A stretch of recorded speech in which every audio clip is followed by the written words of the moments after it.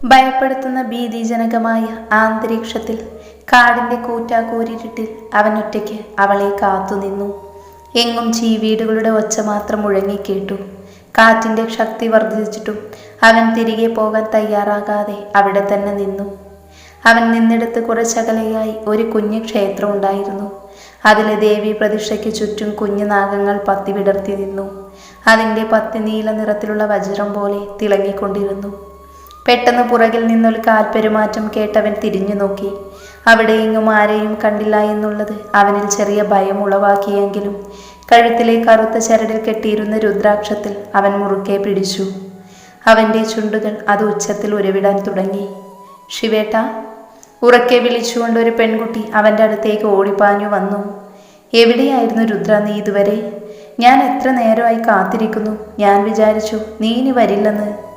ഏയ്, ശിവേട്ടനോടൊപ്പം ജീവിക്കാൻ ഏത് നരകത്തിലേക്കും ഏത് പാതിരാത്രിയിലും ഞാൻ ഇറങ്ങി വരും. തറവാട്ടിൽ പതിവിലും വിപരീതമായി ഇന്നെല്ലാവരും ഉണ്ടായിരുന്നു. അത് പോരാൻ പറ്റാതിരുന്നേ. പിന്നെ മുത്തശ്ശിയ എന്നെ ഒരുവിധത്തിൽ തറവാട്ടിൽ നിന്ന് ഇറക്കിയേ.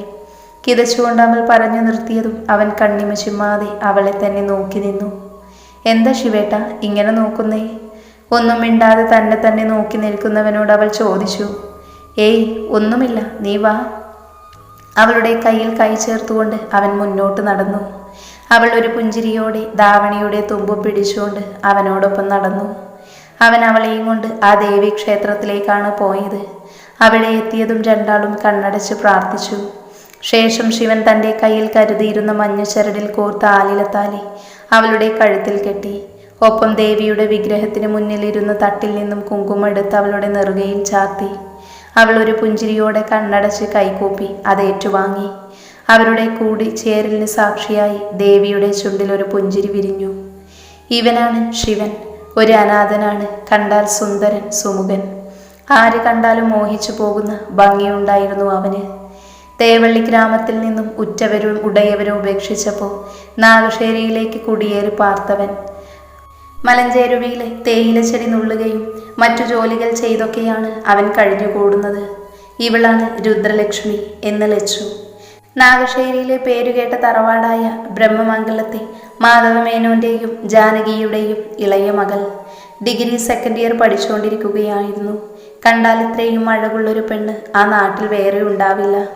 കുഞ്ഞിക്കണ്ണുകൾ കറുപ്പിച്ചെഴുതി കട്ടിപുരുകത്തിനു നടുവിൽ ചുവന്ന പൊട്ടുകുത്തി, കാലിൽ കുഞ്ഞു രണ്ട് ജിമിക്കിയും കഴുത്തിലെ ഗോൾഡൻ ചെയിനിൽ സൂര്യന്റെ ലോക്കറ്റും കയ്യിൽ നിറയെ കരിവളകളും അണിഞ്ഞ് ധാവണി ചുറ്റി നിതംബത്തിന് തൊട്ടു മുകളിലായുള്ള ചെമ്പൻ നിറത്തിലുള്ള മുടികൾ വിടർത്തിയിട്ട് നെറ്റിയിൽ ചന്ദനക്കുറി തൊട്ട് എപ്പോഴും ചന്ദനത്തിന്റെ ഗന്ധമായിരുന്നു ആ പെണ്ണിന്. അങ്ങനെയിരിക്കെയാണ് ഒരു ദിവസം തറവാടിന്റെ അകത്തളത്തിൽ ഓടും കഴുക്കോലും പഴയത് മാറ്റി പുതിയത് ഇടണമെന്ന് മുത്തശ്ശൻ രാഘവൻ മേനോന്റെ ഉത്തരവ്. അതിൻ പ്രകാരം രാമേട്ടൻ വിളിച്ചു പറഞ്ഞതിനനുസരിച്ച് പണിക്കാർ വന്നതായിരുന്നു. ശിവനൊപ്പം മറ്റു കുറച്ച് പണിക്കാരും. ക്ലാസ് കഴിഞ്ഞ് ആടിപ്പാടി അകത്തേക്ക് നടന്ന അതേ സമയത്തായിരുന്നു ശിവനും പുറത്തേക്ക് വന്നത്. വന്ന അതേ സ്പീഡിൽ രണ്ടും പരസ്പരം കൂട്ടിയിടിച്ച് നേരെ തറയിലേക്ക് ലാൻഡ് ചെയ്തു. ആ ലാൻഡ് ചെയ്യലിന് ശിവന്റെ ചുണ്ടുകൾ അവളുടെ കഴുത്തിൽ അമർന്നു. ഒരു കൈ ഇടുപ്പിൽ ചുറ്റി പിടിച്ചിരുന്നു. മറ്റേ കൈ അവളുടെ തലയ്ക്ക് പിന്നിൽ വെച്ചിരുന്നു അവൻ. അവളുടെ കൈകൾ അവൻ്റെ നെഞ്ചിനു മീതെ തുറന്നു കിടന്ന ഷർട്ടിൻ്റെ ഒരു ഭാഗത്ത് മുറുകെ പിടിച്ചിരുന്നു. രണ്ടും ഏതോ മായാലോകത്തെന്ന പോലെ കിടന്നു. അടുത്ത നിമിഷം ബോധം വന്നതും ശിവൻ ചാടി എണീറ്റു. ഒപ്പം അവളും. അയ്യോ, മാപ്പാക്കണം, കുട്ടി വന്നത് ഞാൻ ശ്രദ്ധിച്ചില്ല. അവൻ കുറ്റവാളിയെ പോലെ തലകുനിച്ച് നിന്ന് പറഞ്ഞു. അവൾക്ക് അവൻ്റെ മുഖഭാവം കണ്ട് ചിരി വന്നെങ്കിലും അവൾ അത് സമർത്ഥമായി ഒളിപ്പിച്ചുകൊണ്ട് അവനെ അടിമുടിയൊന്ന് നോക്കി. ശേഷമൊന്ന് മൂളിക്കൊണ്ട് അവൾ അകത്തേക്ക് പോയി. പിന്നീടുള്ള ദിവസങ്ങളിലും ശിവൻ അവിടെ ജോലി ഉണ്ടായിരുന്നുവെങ്കിലും അവൻ അവളെ ശ്രദ്ധിച്ചിരുന്നില്ല. അവളെ കാണുമ്പോൾ ഒഴിഞ്ഞു നടക്കുകയായിരുന്നു. അതവളിൽ നിരാശ പടർത്തി. അങ്ങനെയിരിക്കെ ഒരു ദിവസം, ശിവേട്ടാ, ഉച്ചയൂണി കഴിഞ്ഞ് കുളക്കടവിൽ കുളത്തിലേക്ക് നോക്കിയിരിക്കുകയായിരുന്നു ശിവൻ. മറ്റുള്ളവരെല്ലാം ഉച്ചമയക്കത്തിലും. പെട്ടെന്നുള്ള ലച്ചുവിൻ്റെ വിളി കേട്ട് അവൻ തിരിഞ്ഞു നോക്കി. എന്താ കുട്ടി ഇവിടെ? അവൻ എഴുന്നേറ്റുകൊണ്ട് നെറ്റി ചുളുക്കി സംശയത്തോടെ ചോദിച്ചു. എനിക്കൊരു കാര്യം പറയാനുണ്ടായിരുന്നു. എന്താണ്? പറഞ്ഞോളൂ. തികച്ചും അന്യരെ പോലെയുള്ള അവൻ്റെ സംസാരം അവളെ ചെറുതല്ലാത്ത രീതിയിൽ ചൊടിപ്പിച്ചു. ശിവേട്ടനെന്താ എന്നോടൊന്നും മിണ്ടാത്തേ? എന്നെ ഇഷ്ടമല്ലേ? പെട്ടെന്നുള്ള അവളുടെ ചോദ്യത്തിൽ ആദ്യമൊന്ന് പകച്ചെങ്കിലും അവൻ മറുപടി നൽകി. ഏയ്, അങ്ങനെ ഇഷ്ടക്കുറവൊന്നുമില്ല. അവൻ പറഞ്ഞു തീർന്നതും അവൾ ഏന്തി വലിഞ്ഞ് അവൻ്റെ കവളിൽ അമർത്തി ചുംബിച്ചു. ഒട്ടും പ്രതീക്ഷിക്കാതെയായതിനാൽ അവൻ അവളെ മിഴിച്ചു നോക്കി. എനിക്കിഷ്ടമാണ് ശിവേട്ടനെ, ഒരുപാട്.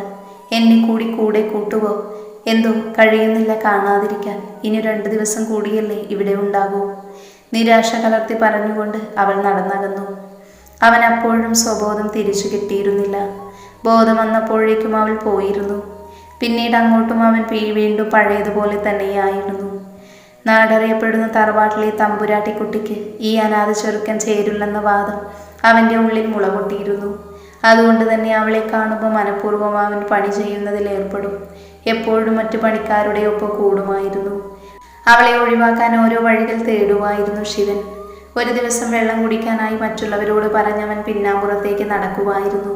പെട്ടെന്നാരോ അവൻ്റെ കയ്യിൽ പിടിച്ചു വലിച്ചൊരു ഇരുട്ട് മുറിയിലേക്ക് കയറ്റി വാതിലടച്ചു. അവൻ ചെറിയ ടെൻഷനോടെ ചുറ്റും നോക്കി. ഇരുട്ടുള്ളിൽ കുഞ്ഞു നേർത്ത വെളിച്ചം മാത്രമേ ഉണ്ടായിരുന്നുള്ളൂ. ആരാ? വിറയ്ക്കുന്ന സ്വരത്തിൽ അവൻ ചോദിച്ചു. അടുത്ത നിമിഷം അവൻ്റെ മുന്നിലേക്ക് ലച്ചു വന്നു. കുട്ടി എന്തിനാ എന്നെ അവൻ പറഞ്ഞു മുഴുവാക്കും മുന്നേ അവൻ്റെ ഷർട്ടിൻ്റെ കോളിൽ പിടിച്ചു താഴ്ത്തി അവൻ്റെ ചുണ്ടുകളെ അവളുടെ ചുണ്ടുകളാൽ നുണഞ്ഞെടുത്തു. അവൻ പകച്ചുകൊണ്ട് അവളെ നോക്കി. അവൾ അവൻ്റെ ഷർട്ടിൽ മുറുക്കെ പിടിച്ചിരുന്നു. അവൻ അവളുടെ തോളിൽ കൈയമർത്തി പിടിച്ചു. കുറച്ചു നേരത്തിനു ശേഷം അവൾ അവനിൽ നിന്ന് വിട്ടുമാറി. അപ്പോഴാണ് അവളുടെ കണ്ണുകൾ നിറഞ്ഞൊഴുകുന്നത് അവൻ ശ്രദ്ധിച്ചത്. അത് മറയ്ക്കാനായി അവൾ വാതിൽ തുറന്നു പോകാൻ ഒരുങ്ങിയതും അവൻ അവളുടെ അരയിൽ ചുറ്റിപ്പിടിച്ച് അവൻ്റെ നെഞ്ചോട് ചേർത്തു. അവൾ ആദ്യമൊന്ന് ഞെട്ടിയെങ്കിലും പിന്നീട് ചുണ്ടിൽ ഒരു പുഞ്ചിരി വിരിഞ്ഞു. എന്തിനാ രുദ്ര കരയുന്നേ? പെട്ടെന്നുള്ള അവൻ്റെ രുദ്ര എന്ന വിളി കേട്ടതും അവൾ അവനെ ഞെട്ടി നോക്കി. ശിവേട്ട? ഒരു പൊട്ടിക്കരച്ചിലോടെ അവൾ അവൻ്റെ നെഞ്ചിലേക്ക് ചാഞ്ഞു. അവൻ ഒരു ചിരിയോടെ അവളെ തന്നിലേക്ക് ചേർത്ത് പിടിച്ചു. അവൻ്റെ നെഞ്ചിൽ വീണ് ഏങ്ങി കരയുന്നവളെ അവൻ കണ്ണെടുക്കാതെ നോക്കിയിരുന്നു. അവൻ്റെ കൈകൾ അവളുടെ മുടിയിഴകളിൽ തലോടെ ആശ്വസിപ്പിച്ചുകൊണ്ടിരുന്നു. കരച്ചിലിൻ്റെ ശക്തി ഒന്ന് കുറഞ്ഞതും അവൻ അവളെ തന്നിൽ നിന്നും അടർത്തി മാറ്റി അവളുടെ കണ്ണുകൾ തുടച്ചെടുത്തു. ഇനി പറ, എന്തിനാ ഇത്ര സങ്കടം? നെഞ്ചത്ത് കൈ പിടച്ചു കെട്ടി അവൻ ചോദിച്ചു. എൻ്റെ വിവാഹം ഉറപ്പിച്ചു ശിവേട്ട. കണ്ണു നിറച്ചുകൊണ്ട് പറയുന്നവളെ ഒരു നിമിഷം നോക്കി നിന്നു പോയി അവൻ. എന്തൊരഴകാണ് ഈ പെണ്ണിന്. ഇവളെയാണോ ഈശ്വര ഞാൻ അകറ്റി നിർത്താൻ നോക്കിയത്? എൻ്റെ കൺട്രോൾ കളയല്ല മുരുക. ശിവേട്ട, ഞാൻ പറഞ്ഞത് കേട്ടോ? അവൾ നെറ്റി ചുളിച്ചുകൊണ്ട് ചോദിച്ചു. ഏയ് ഇല്ല, എന്താ പറഞ്ഞേ? എൻ്റെ വിവാഹം ഉറപ്പിച്ചു, അതും എൻ്റെ അച്ഛൻ്റെ സഹോദരി നീലിമ അപ്പച്ചിയുടെ മോൻ രമേശിനെ കൊണ്ട്. എനിക്കിഷ്ടമല്ല അയാളെ, അവൾ ചെറിയ വിദ്വേഷത്തോടെ പറഞ്ഞു. ബ്രഹ്മമംഗലം തറവാട്ടിലെ കാരണവർ ചന്ദ്രശേഖർ മേനോൻ, അദ്ദേഹത്തിൻ്റെ പത്നി ലതിക അന്തർജനം. അവർക്ക് 3 മക്കളാണ്. ഒന്നാമത്തേത് മാധവ മേനോൻ, ഭാര്യ ജാനകി. മക്കൾ മൂത്തവൻ ഇന്ദ്രൻ, രണ്ടാമത്തേത് രുദ്രലക്ഷ്മി. ഇന്ദ്രൻ ഒരു അഡ്വക്കേറ്റാണ്. മാധവനും വക്കീലായിരുന്നു. അയാളുടെ പാത തന്നെ അവനും പിന്തുടർന്നു. Rudra degree 2nd ഇയറും. രണ്ടാമത്തെ മകൻ രാഘവമേനോൻ, ഭാര്യ പത്മിനി, അന്തർജനം. മക്കൾ കൈലാസ്, കാശിനാഥൻ, കല്യാണി. കല്യാണിയും രുദ്രയും ഒരേ പ്രായമാണ്. അതുപോലെ ഇന്ദ്രനും കാശിയും. രാഘവൻ കൃഷി ഓഫീസറാണ്. കൈലാസ് സോഫ്റ്റ്വെയർ എഞ്ചിനീയറാണ്. കാശി മെക്കാനിക്കൽ എഞ്ചിനീയറും. കല്യാണിയും രുദ്രയും ഒരേ ക്ലാസ്സിലാണ്. ചെറുപ്പം മുതലേ ഒന്നിച്ചായിരുന്നു. മൂന്നാമത്തെ മകൻ നീലിമ ചന്ദ്രശേഖരൻ, ഭർത്താവ് ഗോപാലകൃഷ്ണൻ. മക്കൾ രമേശൻ, രേവതി, ദേവിക. ഗോപാലകൃഷ്ണൻ ബാങ്ക് ഉദ്യോഗസ്ഥനാണ്. രമേശൻ MBA ഫൈനൽ ഇയർ പഠിച്ചുകൊണ്ടിരിക്കുന്നപ്പോൾ കൂട്ടുകാരുടെ കൂടെ കൂടി വെള്ളമടിയും കഞ്ചാവ് വലിയും മറ്റു പെൺകേസുകളും ഒടുവിൽ പഠിത്തം നിർത്തേണ്ടി വന്നു. ഇപ്പം നന്നായി എന്നാണ് അവൻ്റെ അമ്മ നീലിമ പറയുന്നത്. അതുകൊണ്ട് സ്വന്തമായി ബിസിനസ് ഇട്ടുകൊടുത്ത് അവൻ്റെ മുത്തശ്ശൻ. രേവതിയും ദേവികയും ട്വിൻസാണ്. ഡിഗ്രി 3rd ഇയർ വിദ്യാർത്ഥികൾ. എന്നാൽ പിന്നെ എല്ലാവരോടും പറയായിരുന്നില്ലേ രുദ്ര? പറഞ്ഞു. പക്ഷേ ആ വെറുപ്പെല്ലാം വിവാഹം കഴിയുമ്പോൾ മാറുമെന്നാണ് അച്ഛൻ പറഞ്ഞത്. എൻ്റെ ഇഷ്ടത്തിന് ആരും ഒരു വിലയും കൽപ്പിക്കുന്നില്ല ശിവേട്ട. പക്ഷെ ഞാൻ മുത്തശ്ശിയോട് പറഞ്ഞു. അതുമാത്രമല്ല പറഞ്ഞത്, എനിക്കൊരാളെ ഇഷ്ടമാണെന്നും അതിൻ്റെ മുന്നിൽ നിൽക്കുന്ന ഈ പാവം ശിവേട്ടനാണെന്നും പറഞ്ഞു. അവൾ ചെറുതായെന്ന് പുഞ്ചിരിച്ചുകൊണ്ട് പറഞ്ഞു. അവൻ ഞെട്ടി. പേടിക്കേണ്ട ശിവേട്ട, ആദ്യം എതിർത്തെങ്കിലും എൻ്റെ വാശിയിൽ മുത്തശ്ശി വീണു. അവൾ ഒന്ന് ഇളിച്ചുകൊണ്ട് പറഞ്ഞു. നീ എന്തറിഞ്ഞിട്ട രുദ്ര? ഞാനൊരു അനാഥനാണ്. നിൻ്റെയും നിൻ്റെ വീട്ടുകാരുടെയും അന്തസ്സിനൊത്തൊരു കുടുംബം എനിക്കില്ല. ഒരു ജോലി എനിക്കില്ല. ശരിയായൊരു മേൽവിലാസം പോലും എനിക്കില്ല. ആ എന്നോടൊപ്പം എന്ത് വിശ്വസിച്ച് നീ ജീവിക്കും? എങ്ങനെ ഞാൻ നിന്നെയും കൂടെ കൂട്ടും? അവനൊരൽപ്പം ഗൗരവത്തിൽ ചോദിച്ചു. എനിക്കറിയാം ശിവേട്ട, എല്ലാം എല്ലാം എല്ലാം അറിഞ്ഞുകൊണ്ടാണ് ഞാൻ ഏട്ടനെ സ്നേഹിച്ചത്. പോകാൻ മാത്രം എന്നോട് പറയരുത്, എന്നെക്കൊണ്ടാവില്ല. ആദ്യമയത്തിൽ പറഞ്ഞെങ്കിലും ഒടുവിൽ അതൊരു കണ്ണീരിലേക്ക് വഴിമാറി. അവൾ മുഖം പൊത്തി കരഞ്ഞു. മോളെ, എന്നോടൊപ്പമുള്ള ജീവിതം നിനക്ക് ദുരിതപൂർണമായിരിക്കും. വേണ്ട, നീ എന്നെ മറന്നേക്ക്. ഞാൻ നിന്റെ മുന്നിൽ വരാതെ ഇവിടുന്ന് എങ്ങോട്ടെങ്കിലും പൊക്കോളാം. വേണ്ട മോളെ. അവളുടെ കൈ പിടിച്ച് നെഞ്ചോട് ചേർത്തുകൊണ്ട് അവൻ പറഞ്ഞു. അവൻ്റെ കണ്ണും നിറഞ്ഞിരുന്നു. ഇല്ല ശിവേട്ട, ശിവേട്ടനല്ലാതെ മറ്റൊരാൾക്ക് മുന്നിലും ഞാൻ കഴുത്ത് നീട്ടിക്കൊടുക്കില്ല. അങ്ങനൊരു ഗതികേട് വന്ന് ഞാൻ ചത്തുകളയും, അവൾ വാശിയോടെ പറഞ്ഞു. രുദ്ര, അവൻ ദേഷ്യത്തിൽ വിളിച്ചു. അവൾ ഞെട്ടി അവനെ നോക്കി. പറഞ്ഞ മനസ്സിലാവില്ല നിനക്ക്? നിന്നെയൊക്കെ മാറടി അങ്ങോട്ട്. ദേഷ്യപ്പെട്ടുകൊണ്ട് അവളെ പിടിച്ചു തള്ളിയ ശേഷം അവൻ പുറത്തേക്കിറങ്ങി പോവാൻ തുനിഞ്ഞു. ശിവേട്ട പ്ലീസ് പോവരുത്, എന്നെ ഇവിടെ ഒറ്റയ്ക്ക് വിട്ടിട്ട് പോവരുത്, ഞാൻ കാല് പിടിക്കാം. അവൻ്റെ കാലിൽ കയറി പിടിച്ചുകൊണ്ട് അവൾ കരഞ്ഞുകൊണ്ട് അവനോട് യാചിച്ചു. മോളെ. അവൻ അവളുടെ അടുത്ത് മുട്ടുകുത്തിയിരുന്നു. അവളെ നെഞ്ചോട് ചേർത്ത് വലിച്ചു മുറുക്കി. ശേഷം അവളെ തന്നിൽ നിന്ന് അടർത്തി മാറ്റി ആ ചുണ്ടുകളിലേക്ക് ചുണ്ടുകോർത്ത് നുണഞ്ഞെടുത്തു. പെട്ടെന്നൊന്ന് പകച്ചെങ്കിലും അവളും ആ ചുംബനത്തിൽ അലഞ്ഞു ചേർന്ന് അവനെ തിരികെ ചുംബിക്കാൻ തുടങ്ങി. ഒടുവിൽ ശ്വാസം വിലങ്ങിയതും അവൻ അവളിൽ നിന്ന് വിട്ടുമാറി അവളെ ഉറുക്കെ പുണർന്നു. ഇന്ന് രാത്രി നാഗശ്ശേരിയിലെ പാർവതി ക്ഷേത്രത്തിനു മുന്നിൽ ഞാൻ നിന്നെ കാത്തു നിൽക്കും, വരണം. നമ്മൾ ഈ നാട്ടിൽ നിന്നും പോകും ഇന്ന് തന്നെ.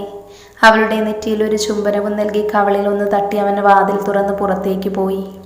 അവൾ സന്തോഷത്തോടെ പുറത്തേക്ക് പോയി. മുത്തശ്ശിയോട് വിവരം പറഞ്ഞു. മുത്തശ്ശിക്ക് സന്തോഷമായി എങ്കിലും എല്ലാവരും അറിഞ്ഞുള്ള കാര്യമോർത്ത് ടെൻഷൻ ഉണ്ടായിരുന്നു. രണ്ടാളും ഈ നാട്ടിൽ നിന്ന് പോകുമെന്നറിഞ്ഞതും ചെറിയൊരു ആശ്വാസമായി. അവൾ ഇതുവരെ ഒന്നും തന്നെ കല്യാണിയോട് പറഞ്ഞിരുന്നില്ല. അത് പറയാനായി അവൾ കല്യാണിയുടെ റൂമിലേക്ക് പോയി. അവിടെ ചെന്നതും കണ്ടു ആരോടോ ഫോണിൽ സംസാരിക്കുന്ന കല്യാണിയെ.